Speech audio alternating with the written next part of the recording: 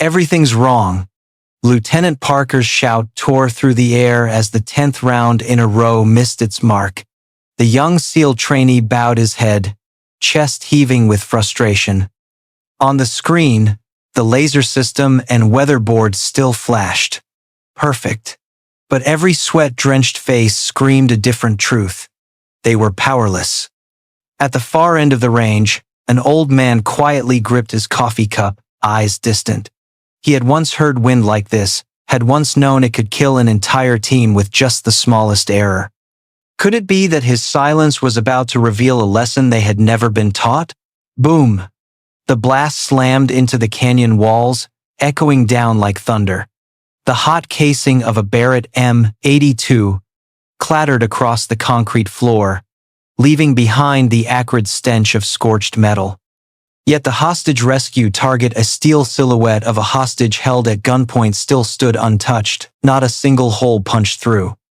A young trainee yanked off his headset, eyes wide with disbelief. He had calibrated every dial to the exact numbers.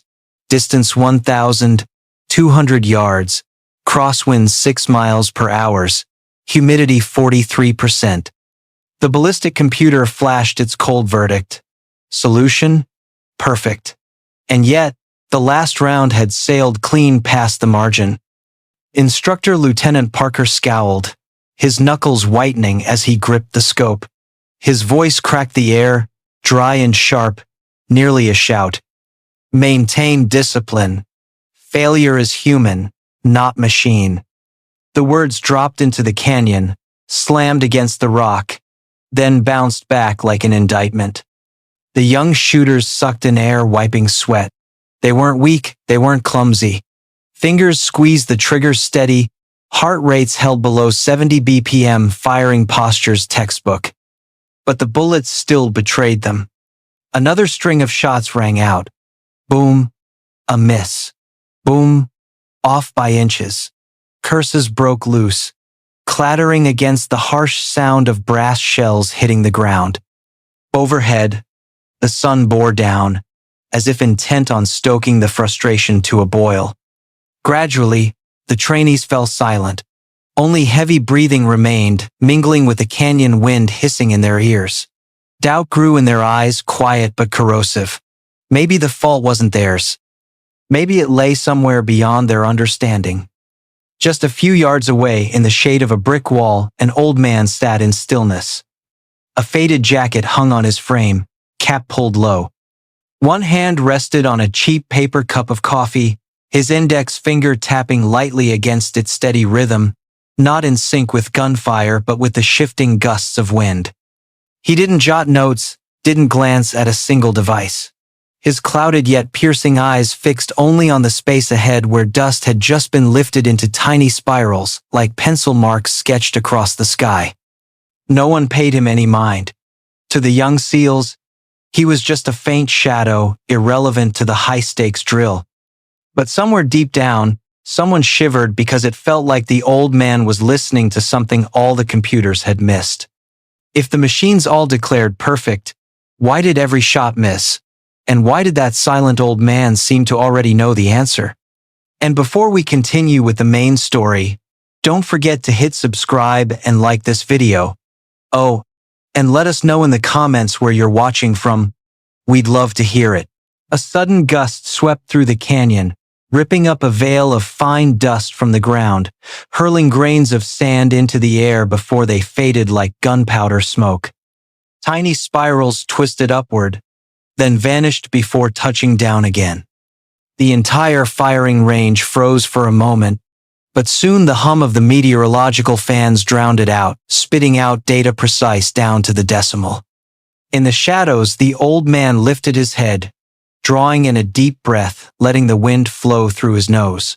With a single breath, he already knew the swirl had shifted. His voice was low, rough, almost as if whispering to himself. You don't read wind with machines, boys. The mutter dropped like a stone into a still pond. A few trainees turned, confused. Then, from the back row, laughter erupted. Mason, the young engineer in charge of the electronics, stood with arms crossed, his mocking grin spreading like an oil stain. "It's the 21st century, old man," Mason scoffed, half joking, half sneering. "This isn't the Iraq plains of 2003. We've got lasers, weatherboards, ballistic computers. We don't need fairy tale feelings." His words triggered a ripple of chuckles. A few trainees nodded, as if the cruel joke had freed them from the weight of failure. They looked at the old man in the shadows, as if he were a relic in a museum, an outdated witness with nothing left but hazy memories. The old man didn't react. No anger, no defense. He simply sat there, calloused hand tapping slowly against his paper cup, a steady rhythm like a metronome.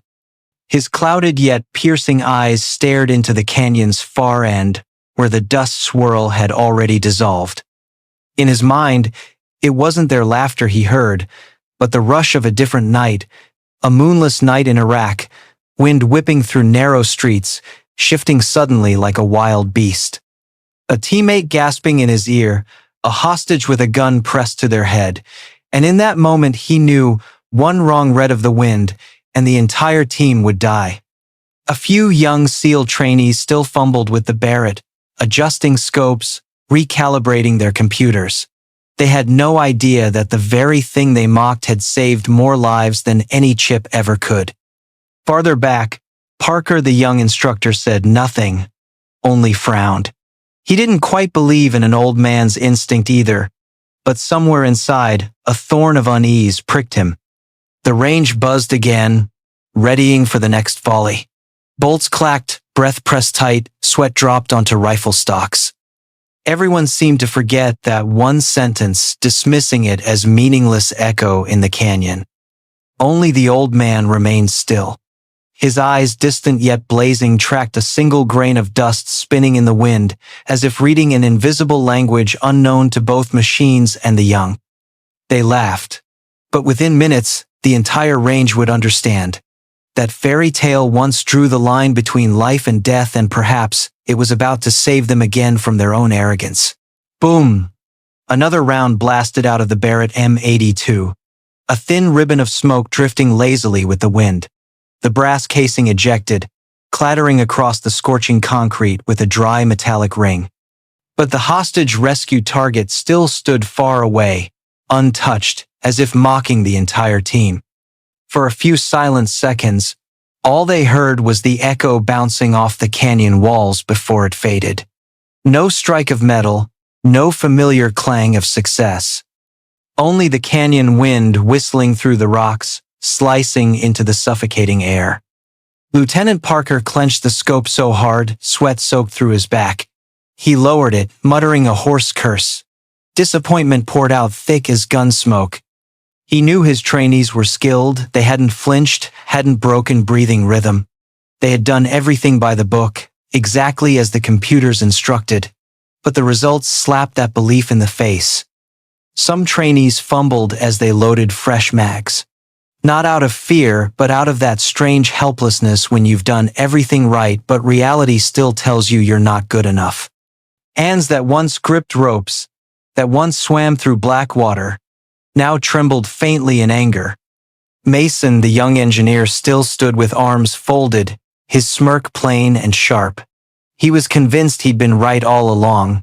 The system was flawless, failure was human. With each missed shot, that mocking shadow grew larger. The canyon wind suddenly picked up, whipping sand into their faces. One trainee slipped, dropping his mag with a clatter that echoed unnaturally loud, making a few others flinch and twist the tension even tighter. Parker ground his teeth and turned to Commander Harris, the silver-haired officer overseeing the range.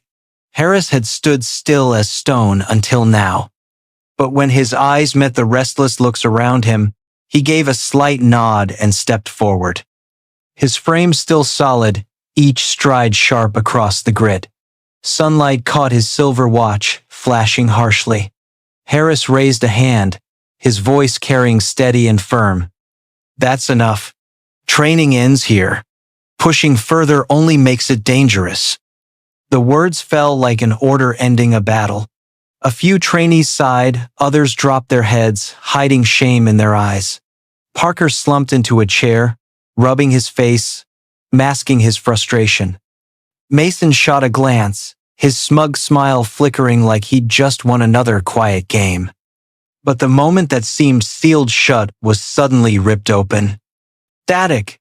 The radio on the control desk crackled to life, spewing harsh noise. The entire range jolted. Then a sharp male voice cut through. Urgent. Hold positions. Major General Stanton, range commander, is on his way. Everything froze. Even the wind seemed to halt mid-breath. Parker spun around, eyes wide. Harris froze mid-gesture, his hand still raised in the air as if locked in ice. Mason went pale, his smirk shattering instantly. A 3-star general, the top commander, coming in person for a failed training exercise? The SEAL trainees exchanged stunned looks. Everyone knew generals never appeared at routine drills, unless something was gravely wrong or there was another reason, one they didn't yet grasp. The air thickened, heavy to the point each breath felt weighted. The sound of the American flag whipping in the wind cut through like a drumbeat, and every anxious gaze drifted toward the dark corner where the old man still sat silently. He hadn't moved. His weathered hand still tapped the paper cup in its slow rhythm. His hollow eyes still fixed on the swirling canyon wind, as if he had known this moment was coming all along. All right then. My dear audience, if you're watching and finding this story gripping, drop a comment with the number 1 or write, "I'm still here to keep listening." The military convoy's wheels screeched, grinding gravel to dust and leaving a golden trail swirling in the harsh sunlight. Engine roars thundered through the canyon, compressing the silence into something heavy. Every head turned toward the approaching vehicles. Hearts pounded faster, as if the entire canyon were bracing for judgment. The steel door slammed open, and out stepped a towering figure. His shoulders gleamed with silver stars, Major General Stanton. His uniform crisp, black leather gloves, mirrored sunglasses reflecting the burning horizon. He descended without a hint of theatrics, yet authority radiated from him so strongly it seemed to bend the wind itself. Not a sound was made. Parker swallowed hard, Mason froze where he stood. Harris's raised hand still hovered in midair, unfinished. The young SEAL's wide-eyed, half-open mouths stood paralyzed. Stanton didn't look at Parker. He didn't stop at Mason. He didn't even exchange a glance with Harris. He walked straight on, each step heavy and sure, toward the shaded corner where an old man in a faded jacket still sat quietly, fingers tapping a slow rhythm on a cheap paper coffee cup.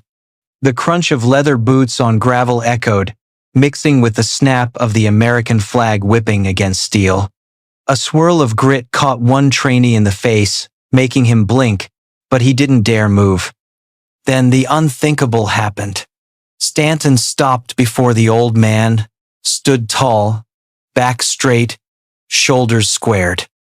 And in that dense silence, the 3-star general raised his hand in a salute, a crisp, regulation salute, given not to a superior, but to someone lower in rank who had earned unshakable respect. His voice boomed, deep and thunderous as storm clouds.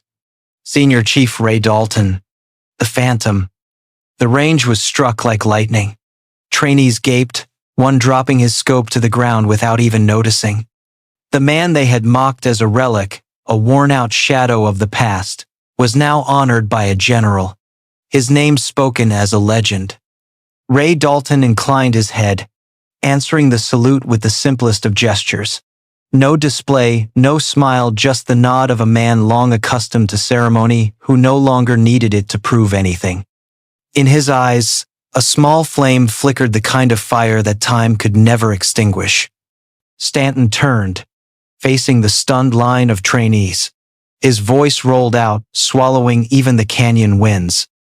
This man once dropped a target at 1,200 yards on a moonless night in Iraq.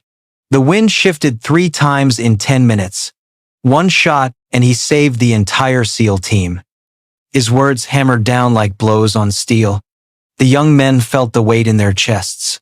Parker bowed his head, sweat dripping from both hands. Mason's face drained pale, his smug grin gone, fingers clawing his tablet until his knuckles whitened. Stanton's gaze cut into them, sharp as a blade. You trust machines. We trusted him. Technology can read numbers, but only a man can feel the truth. And when truth draws the line between life and death, you'll want a phantom at your side, not a blinking screen. Silence stretched. The wind hissed through the cliffs, like a giant whisper. A trainee nervously adjusted his rifle sling, the clack echoing louder than it should, his cheeks burning red. A few others smirked faintly, but no one dared laugh. In the shade, Ray Dalton remained as he had been, quiet, still.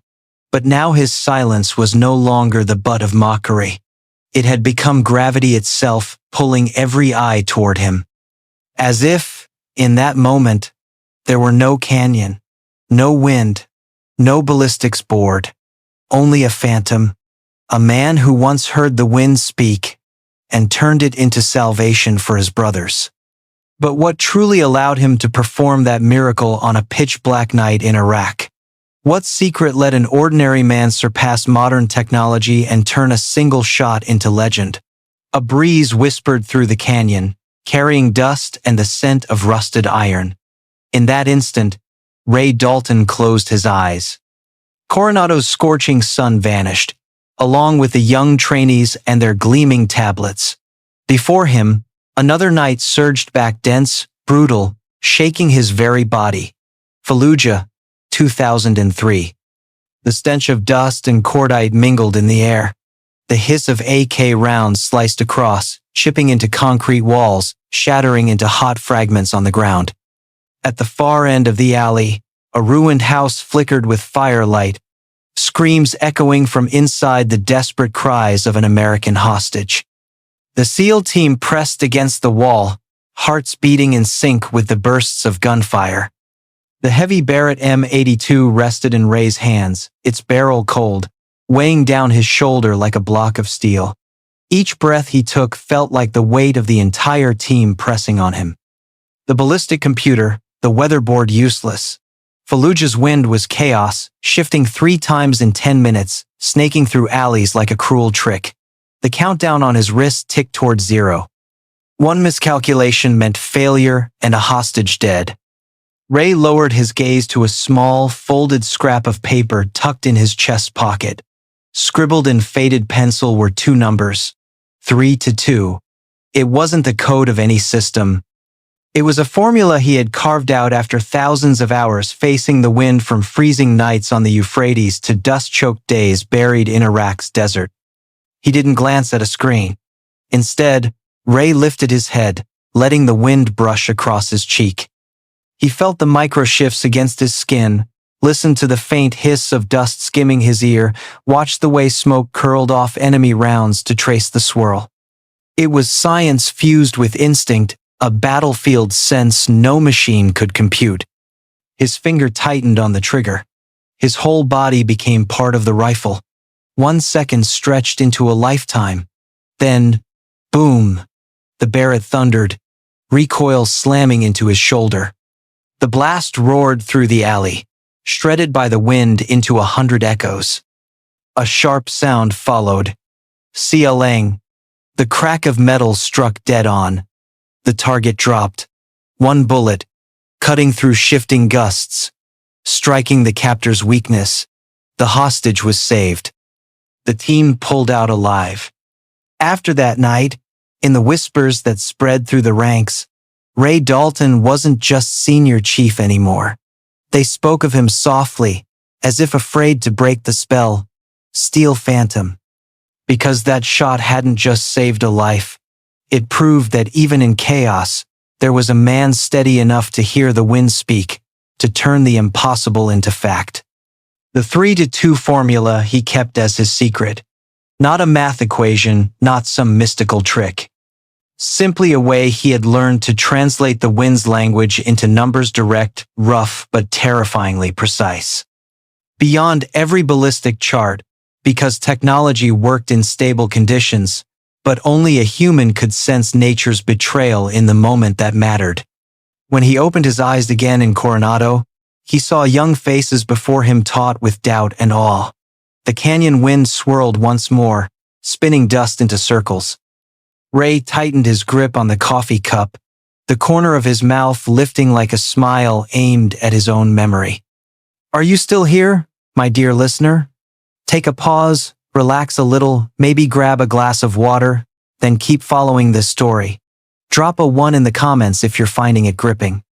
And don't forget to hit subscribe. A sudden gust tore through the canyon, whipping sand and dust into spirals like razor-thin blades. Before anyone could blink, Ray Dalton reached into the faded chest pocket of his jacket and pulled out a crumpled scrap of paper. Its edges had yellowed, the ink smudged by sweat and rain long ago. He smoothed it flat across his thigh, then spoke in a low voice, almost as if to himself. 3 bands, 2 clicks. The entire range froze. Young faces glanced at one another, bewildered by this ancient language. The ballistic computers and laser boards glowed green, perfect, safe. Yet in the old man's hand lay nothing but a useless scrap of paper. Mason snorted, a mocking smile tugging at his lips. But his laugh fell flat, sinking into the air like a pebble dropped into a bottomless ravine. Only one man stepped forward. Peterson, the youngest of the team, eyes restless but carrying a strange fire of trust. Without orders, without a push, Peterson bent down, lifted the heavy Barrett M82, and settled the steel beast onto his shoulder. Sweat slid down his temple, but his grip was steady. Ray approached, moving slow but deliberate. He placed the paper against the rifle's stock, his calloused finger pointing to the faded numbers. 3 bands, 2 clicks. He didn't need words. Just one subtle adjustment on the scope, a shift away from everything the machines insisted was true. A tiny turn, yet the difference between saving a life or taking the wrong one. Peterson drew a deep breath, anchoring himself to the calm in those aged eyes behind him. He flipped off the safety, pressed his cheek to the stock. His whole body tensed, but his heartbeat matched the steady rhythm of Ray's breathing. Boom! The Barrett roared, ripping the canyon open. The blast bounced off the cliffs, shattering into 100 echoes. The bullet cut through the air, suspended for nearly 2 seconds in dust and swirling wind, a moment stretched into eternity. Then clang! The metallic strike rang out. The hostage rescue target toppled. The captor figure hit dead in the chest. The hostage cut out untouched. 1 shot. Perfect. The range erupted. Cheers exploded, echoing off the canyon walls. The young SEALs leapt up, slapping shoulders, shouting like they'd just won a championship game rather than passed a drill. Parker, who had barked "Failure is human," now laughed, shaking his head in disbelief. Peterson lowered the Barrett, gasping for breath. His face flushed, but his eyes burned bright with conviction. He looked at Ray with the gaze of a man who had just touched something no manual could ever teach. Mason, meanwhile, stood frozen. His eyes locked on the tablet screen. The sensors still screamed. Trajectory wrong. Data mismatch. And yet the target lay crumpled in front of him. Truth had struck him harder than the bullet itself. Theory shattered in the echo of one simple clang. And Ray? He didn't smile, didn't boast. He simply folded the scrap of paper and slipped it back into his pocket, as though tucking away a sacred relic. His eyes swept over the young men, quietly delivering a message. There are things no machine will ever replace. But would these young SEALs abandon their blind faith in technology to relearn fairy tales from an old ghost? And would the 3-2 formula become a legacy, or just a memory, fading away with time? A crisp morning settled over the Coronado Range, not with the ragged breathing of failure, but with the steady rhythm of discipline. The American flag strained against the wind, fabric snapping against the steel pole like the beat of a war drum. Word spread like lightning. After yesterday's training, General Stanton had signed a new directive. Legacy. Wind reading, sensing the wind without machines was now an official requirement in SEAL sniper training. Inside a small wooden hut at the edge of the range, Ray Dalton sat in an old chair, a paper cup trembling in his hand. The cheap coffee mingled with the faint scent of old gunpowder still clinging to his clothes, forming an aroma impossible to mistake. He didn't care about decrees or the fact his name had just been stamped onto a training program. His eyes, as always, studied the wind, the way it bent the flag, kicked dust at the base of the pole, or slipped through cracks in the eaves. The trainees began to arrive. Not noisy, not rushed. They came in small groups, each with the same quiet ritual, a formal salute to him, then a seat on the wooden steps, waiting in silence to listen. Ray had never been a formal instructor, but his presence drew them in like moths to a flame. The young faces that mocked him yesterday now watched as if before a living book. Peterson was the first to speak. He placed a sheet of paper, copied from Ray's original, on the table. "The 3-2 formula," he whispered. "We want to understand it, not just memorize it." Ray's mouth curled faintly, his eyes sparking with a trace of humor. "Machines," he said softly, "will give you plenty. But when the wind shifts 3 times in 10 minutes, when the laser dies in the desert, you'll be left with skin, heartbeat, and the sound of sand touching sand. That's when 3-2 stops being numbers and becomes instinct." A sudden gust blew through, scattering some of the trainees' notes. They scrambled after the pages, laughing not with mockery this time, but with release. In that moment they understood. Learning to read the wind wasn't just skill. It was humility.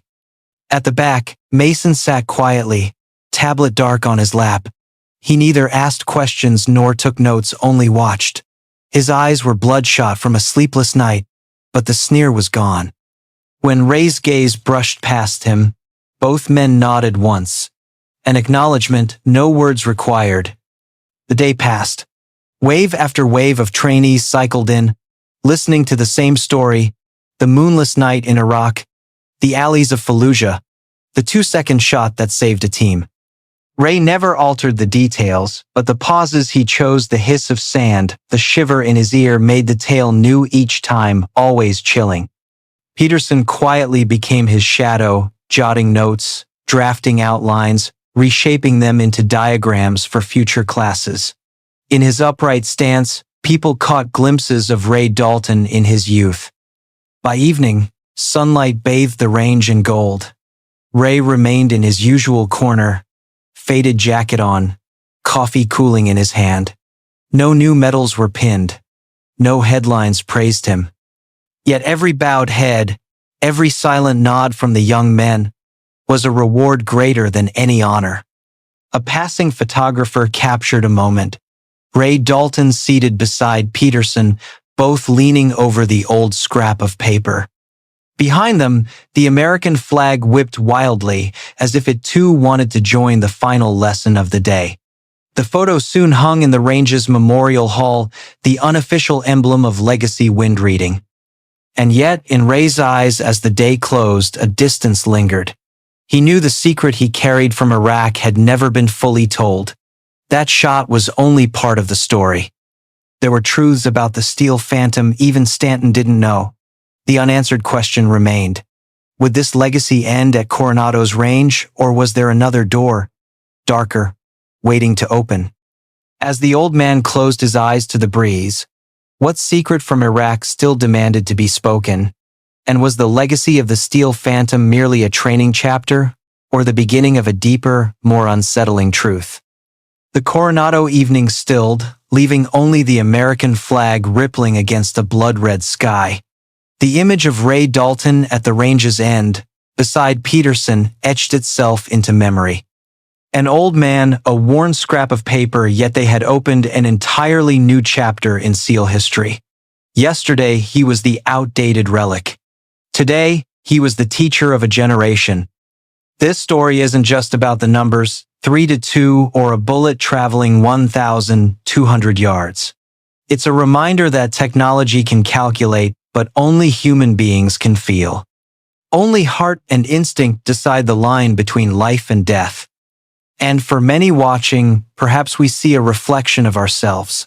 Sometimes what we need isn't on a screen or in the data, but in listening and in patience with life itself. But is this the whole truth? Because in Ray's distant eyes, something remains. A secret from Fallujah, a piece of memory never told. Perhaps the Steel Phantom is more than just a teacher of skill. He carries a story far greater, a truth that, if revealed, could change the way we see war itself. And that will be the promise of part 2. If you want to walk with us, let us know in the comments. What do you think that untold secret is? And what do you hope to see in the next chapter? Before you go, I hope you'll share this video with family and friends, those who have served, those still in uniform, or anyone who needs a spark of inspiration to stand again after failure. Because this story isn't only for SEALs, it's for all of us. Leave us a greeting, where in America are you watching from? And hit subscribe so every week you can sit with me again to hear stories of courage, of legacy, and of healing. Because, maybe, the Steel Phantom never truly left the battlefield. He's just been waiting for the moment to tell us the missing part. The sound of a beer glass shattering on the wooden floor ripped through the noisy air inside Route 86, a bar on the outskirts of San Antonio, Texas. In an instant, the laughter and chatter vanished, leaving behind a suffocating silence. "You think you're special, huh?" The voice of Rex Donovan, leader of the Steel Serpents motorcycle gang, cut through the room like a blade. His massive hands clamped tightly onto the collar of a small black woman who had been quietly wiping down a table. The steel serpent tattoo coiled around his neck seemed to writhe, with each flex of muscle mingling with the stench of whiskey and raw menace in his breath. "I'll make it simple, sweetheart. Route 86 pays for protection, or Route 86 burns to the ground. You decide." Naomi Carter, the woman in his grip, kept her head bowed, her posture radiating weakness. Around her, nearly 10 bikers rose to their feet, closing in like a predatory circle. She stood barely 5'4", her worn-out sneakers scuffed with age, a baggy white shirt swallowing her thin frame. Her black hair was tied back in a plain knot, making her look younger than her 34 years. A forgettable face, a figure easy to overlook in a crowd. But in just a few minutes, Rex Donovan, the man who fancied himself king of the highway, would be on his knees before her. The roar of Harley engines began to echo from afar, rolling through the parched valleys of Texas like the pounding of funeral drums.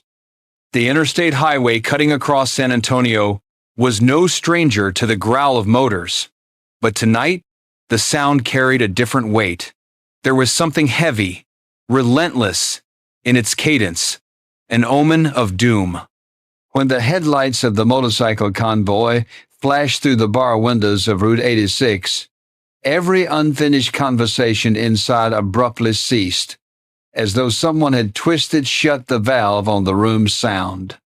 Over the past 3 months, 3 bars along Texas Hill Country had been reduced to ash, not by fate, nor by the cruel weather, but by the same ruthless hand.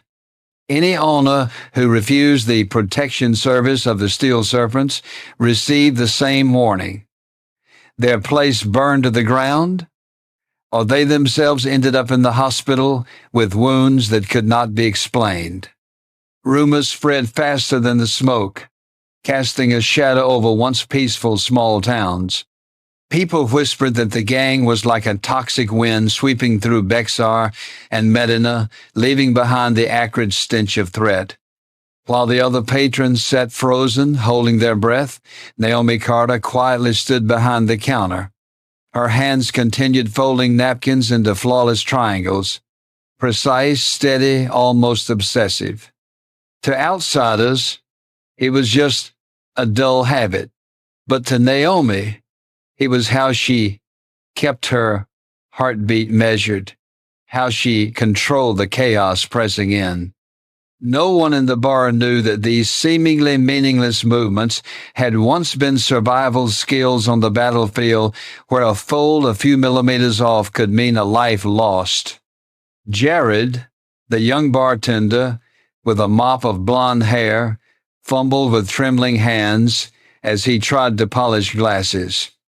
His face paled as he recognized the steel serpent emblem stamped on their leather vests.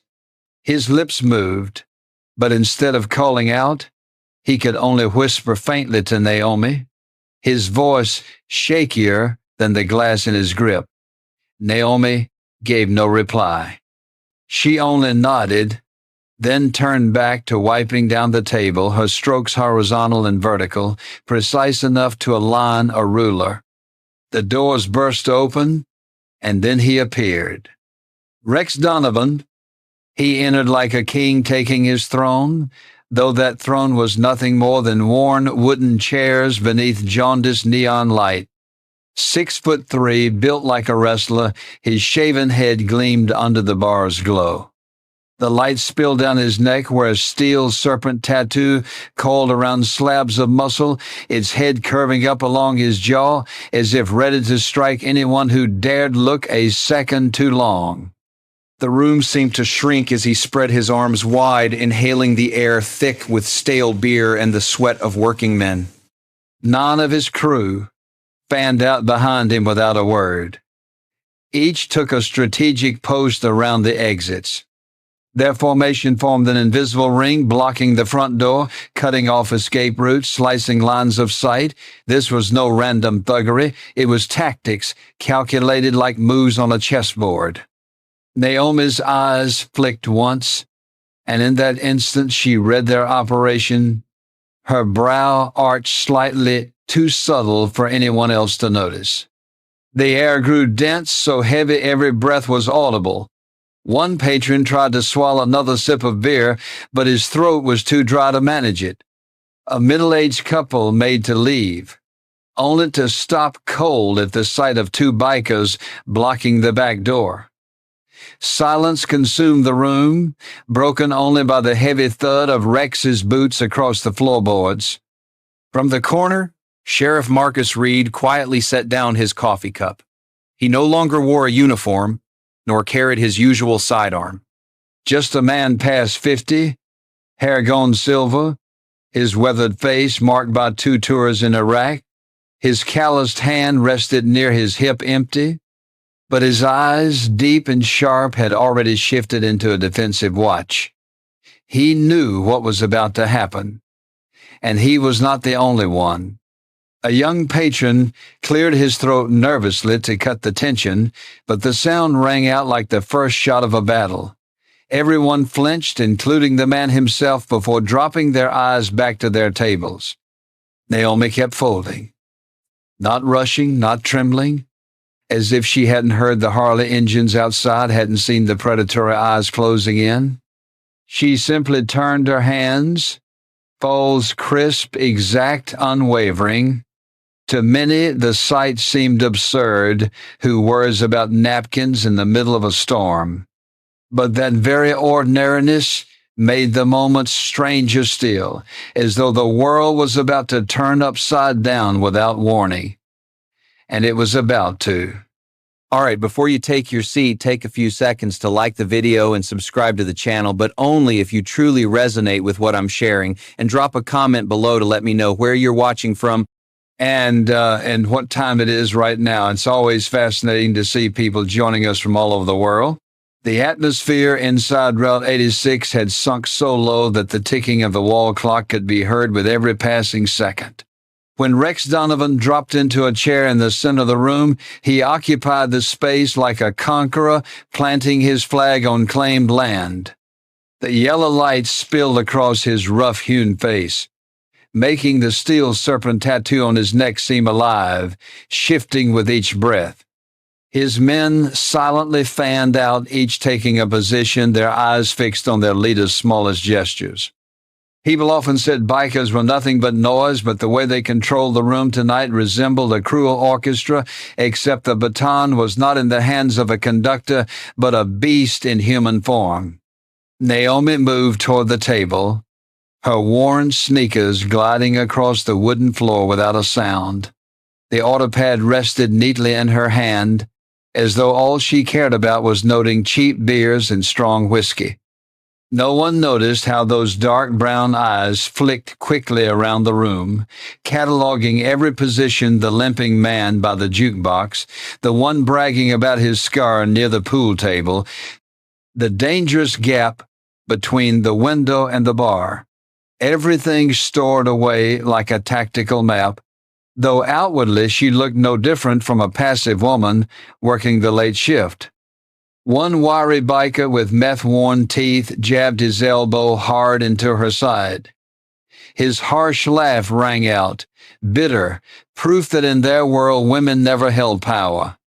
Naomi tilted her body, slipping out of reach with a motion as light as wind brushing past leaves. She continued to jot down the order, her face unmoved.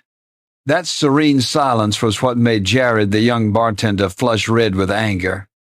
He nearly leapt over the bar, his trembling hands gripping the handle of the backup baseball bat, but Naomi turned just slightly and gave the smallest shake of her head. Her eyes told him no. Jared froze, sheepish, like a student caught cheating in class. An older patron nearby smirked, a silent reminder that youth always yearns for heroics, while sometimes the truest hero is the one who knows restraint. When the beer was served, Rex leaned back in his chair as though it were a throne, planting his filthy boots atop the worn wooden table. He laughed the laugh of a man long accustomed to others' fear. Then he spoke, his words thick and heavy as tar. Route 86 was now Steel Serpent's territory. The price for this so-called safety was $5,000 a month. A small sum, he said, in exchange for peace, though peace, of course, meant only that the bar wouldn't be reduced to ashes on some random night. Naomi set down the tray of beers, her voice steady, as if simply reading back an order. "I'll pass the message to the owner." The reply was neither sharp nor flat, neither loud nor meek. Yet it was that very calm that made Rex falter for the briefest moment.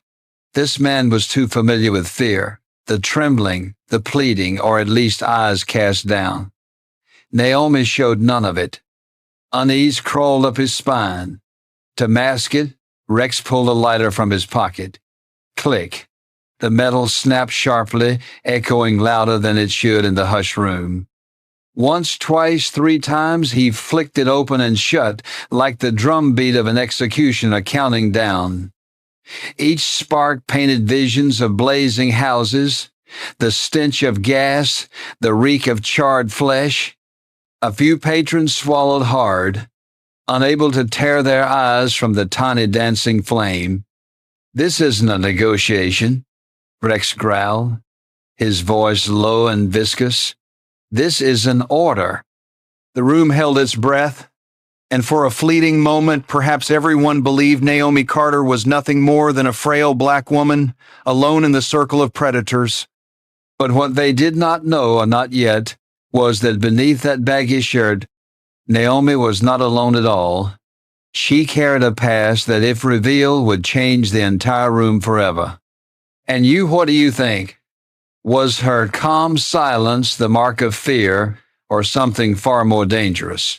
The wooden floor of Route 86 groaned under the heavy footsteps of Rex Donovan as he closed in on Naomi Carter.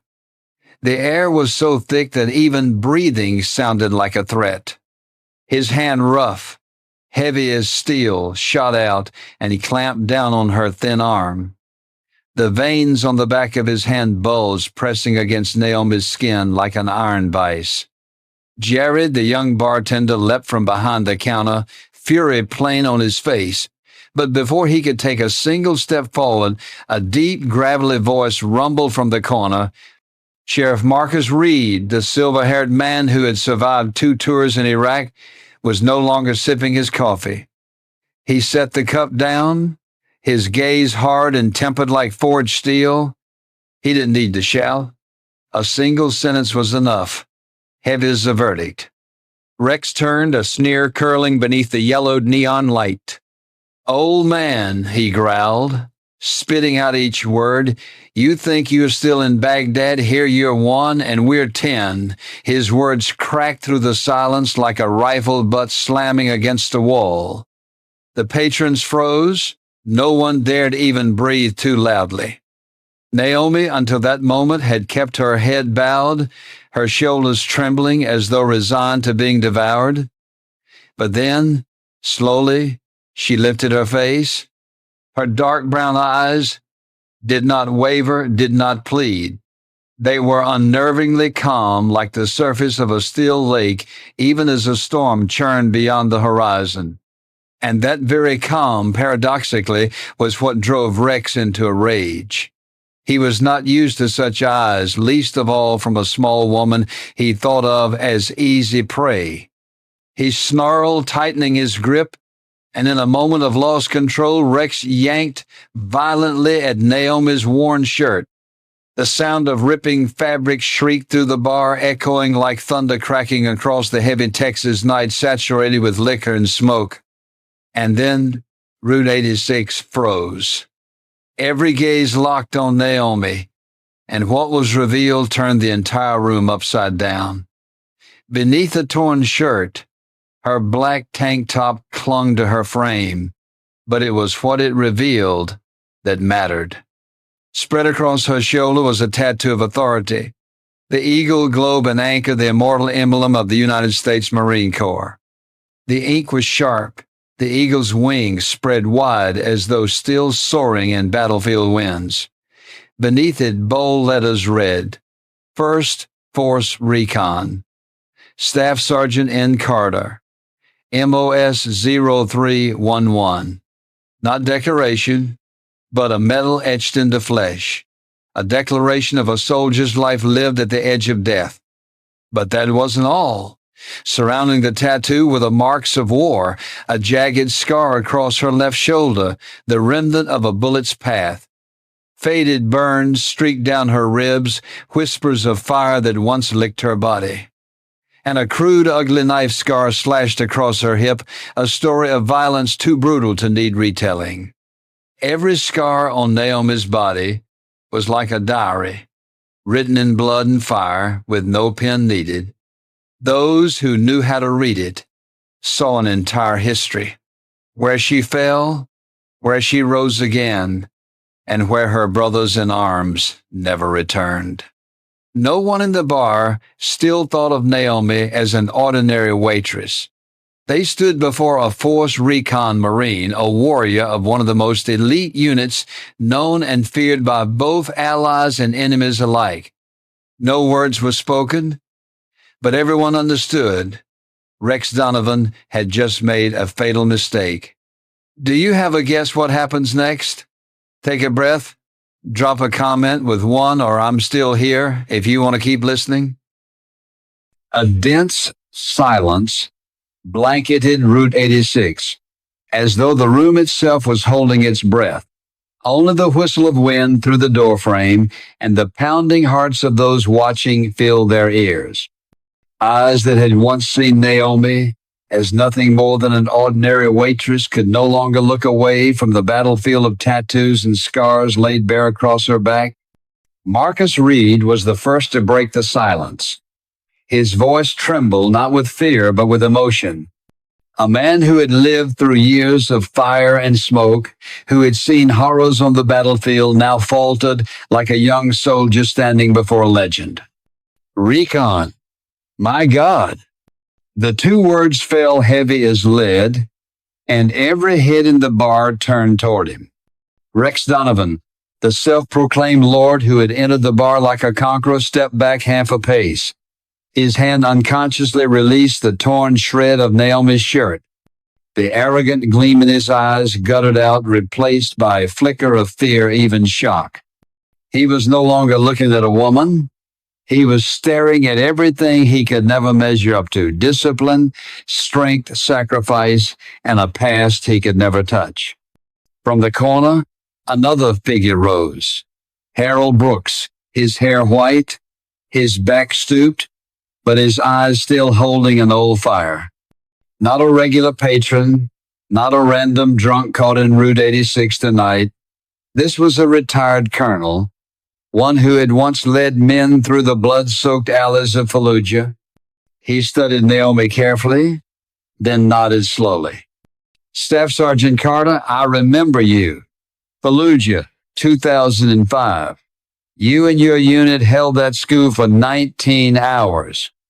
The room sank even deeper into gravity. Everyone who had ever worn a uniform understood instantly those names, those numbers were not casual talk. Holding a school for 19 hours in Fallujah was an act carved into history, a feat no one could ever dismiss. Naomi dipped her head. No speech, no pretense. Just one word, sharp as the snap of a safety coming off a rifle. Sir, in that moment, her soldier's instinct resurfaced. Shoulders squared, chin lifted, not the posture of a barmaid, but of someone who had walked through hell and carried her scars as badges of honor. Patrons began rising from their seats. One revealed a faded paratrooper tattoo. Another rolled up his sleeve to show the mark of the Marine Corps. Someone placed a weathered old cap on the table. A silent salute to a comrade. No one needed to speak. They all knew who she was. Naomi was no longer alone. Rex struggled to cling to his authority, but his voice cracked, lacking its usual iron. We didn't know who you were. The excuse sounded more pathetic than silence itself. Naomi advanced. Each step was unhurried, but heavy, like the toll of a death knell reverberating in Rex's skull. Stopping just a few feet away, she fixed him with calm eyes, her voice unwavering. What you need to know is this. I bled for this country. I deserve respect. And tonight, you will kneel. No shouting, no noise, just an order delivered in the voice of someone accustomed to giving commands under fire. A voice that men of war would never defy, because they knew the consequences of disobedience. Rex Donovan, the man who had made bars tremble, fell to his knees. His body hit the floor before his mind could order it to stop. His entire frame shook as though pulled down by invisible chains.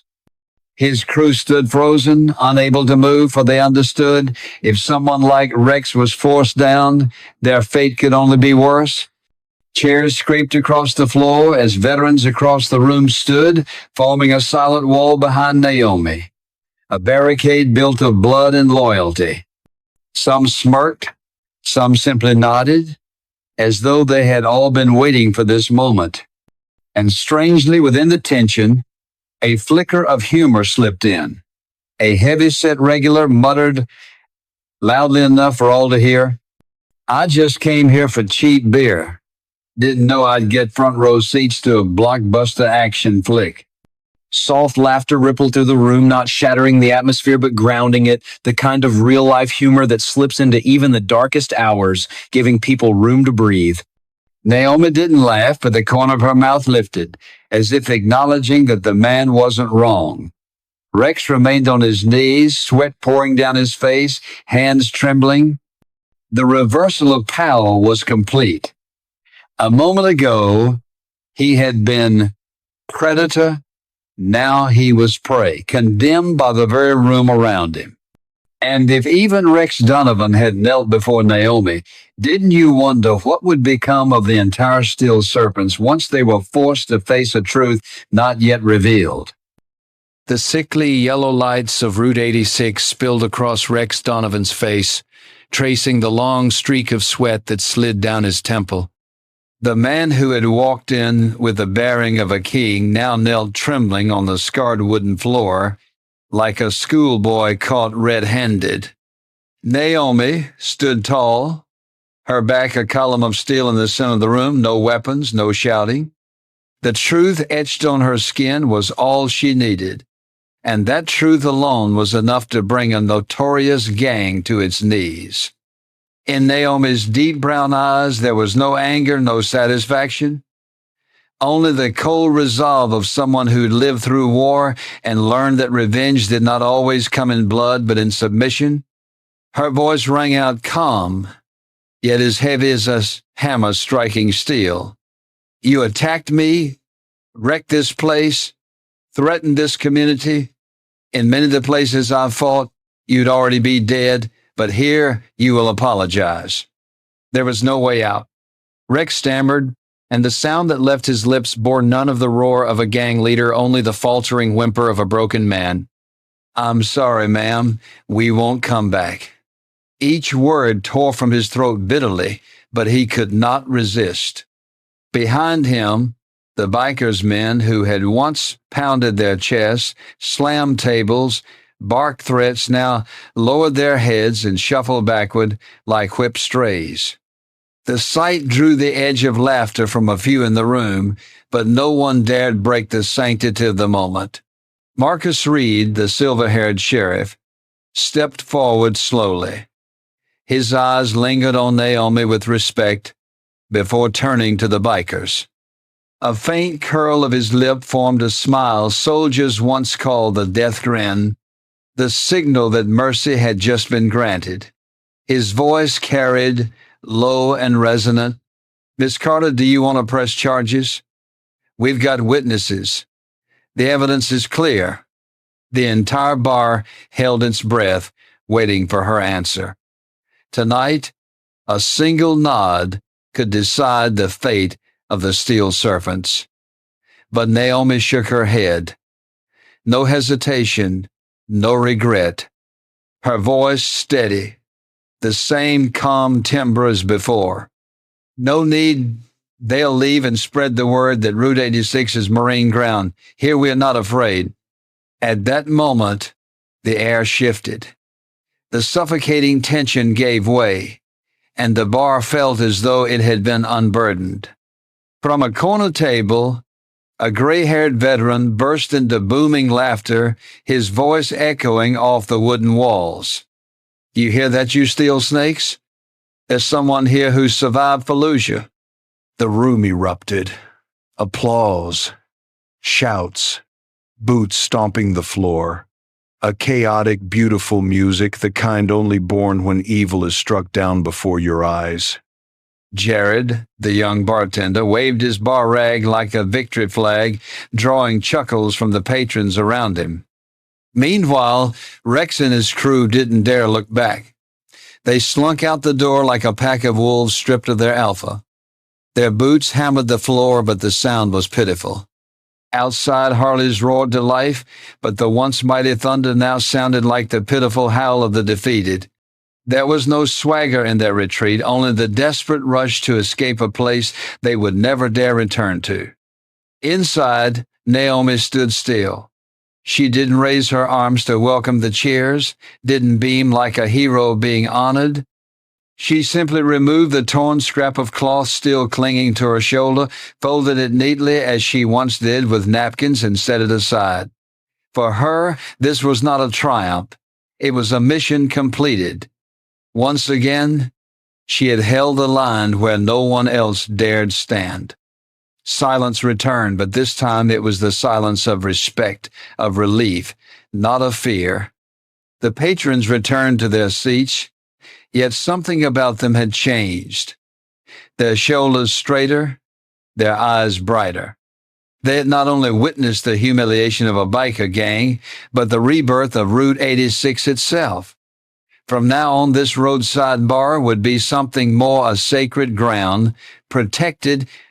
At one table, a young man whispered, just loud enough for the person beside him to hear, I'm going to tell my son about this tomorrow. He needs to know there's still people like Miss Carter out there. The words, quiet as they were, carried more weight than the thunderous applause before. Naomi said nothing. She simply returned to the bar, pouring another drink for a customer who had left his glass unfinished. She wasn't seeking admiration. She was just doing what needed to be done. But everyone in that room understood tonight the history of Route 86 had been rewritten. The night the steel serpents were subdued, Route 86 no longer felt like the old roadside bar it once was. The atmosphere shifted instantly, as if a fresh wind had swept through. The veterans who had sat silently, faces lowered in the shadows, now sat straighter, their eyes brighter. Some who had never spoken of the nightmares of war suddenly opened up, whispering to the person beside them about nights haunted by artillery fire. Naomi had not merely defended a room with wooden walls, she had rekindled faith. Faith that they were not alone. A week later, as the golden afternoon sun poured across the hills of Texas Hill Country, Route 86 displayed a new piece of decoration. On the wooden wall, among faded photographs and random license plates, hung a polished purple heart, gleaming under the light. Beside it, a photograph of mud-stained Marines standing before a bullet-riddled school in Fallujah. The caption was simple: "The Nameless Heroes, Williams, Jackson, Carter." Naomi stood silently before the photograph, her fingers brushing the edge of the frame.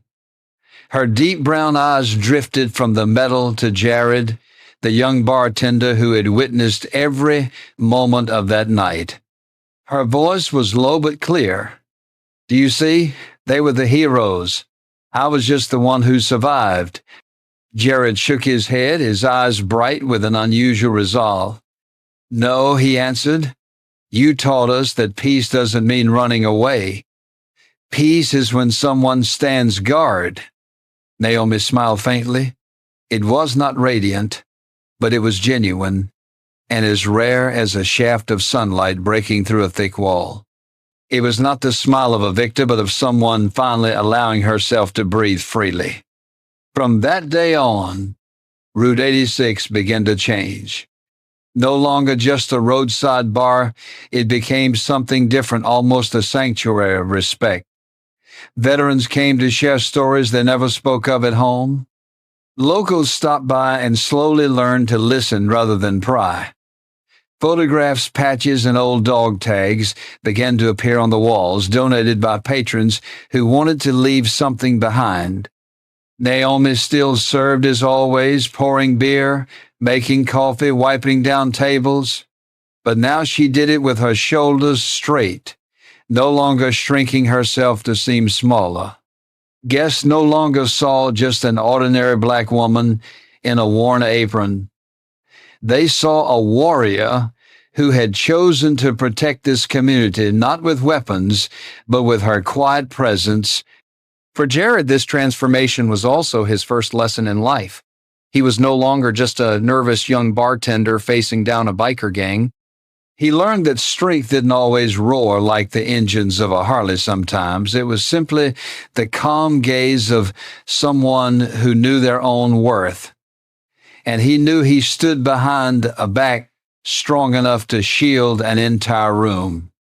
People began calling Route 86 by a new name, the Watch Post, not because it bristled with weapons, but because everyone understood someone was standing guard.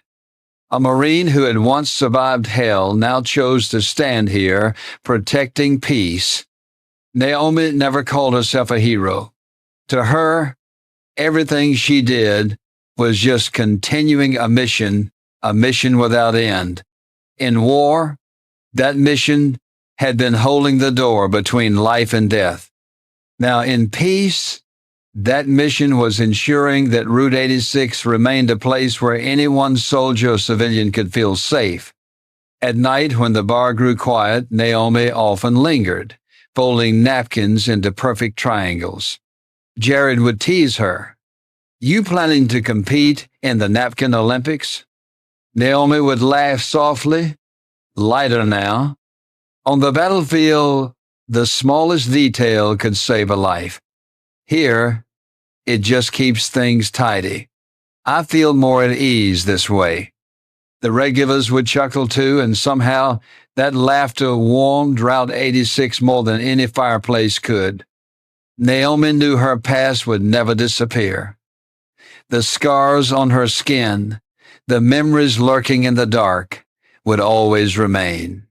But instead of hiding them, she now chose to make them proof of survival and of the responsibility to continue protecting Semper Fidelis, always faithful, not only to the comrades who had fallen, but to the community she now safeguarded.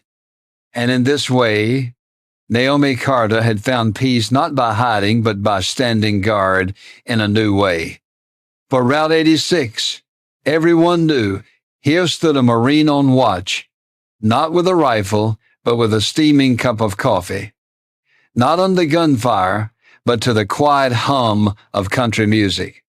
A new mission in peace. The story of Naomi Carter is not merely about a confrontation between a former Marine and a ruthless biker gang. It is a reminder that true strength does not always come from muscle or the sound of gunfire, but from composure, resilience, and a spirit that never gives up. Naomi never sought glory. She only wanted to live an ordinary life. But when peace was threatened, she proved that real courage never fades. It simply waits for the moment it is needed. Perhaps each of us carries scars, some invisible, but heavy nonetheless. And like Naomi, we can learn to turn those scars into reminders that we survived, that we are still standing.